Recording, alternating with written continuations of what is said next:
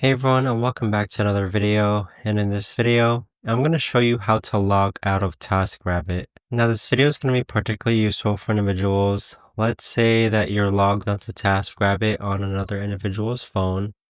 How do you actually go ahead and log out? Now this video is going to be short, sweet, and simple, guys. There's not going to be a lot of steps involved. So in order to do this, what you're first going to do is hop onto Taskrabbit. Next, on the bottom right hand corner, you're going to click on Profile. Now from this page here, this is the really important step, guys. You're going to scroll down and then click on Log Out. So once you log out of Taskrabbit, there you have it. That right there is the best and easiest way that I know of to actually go ahead and log yourself out of Taskrabbit.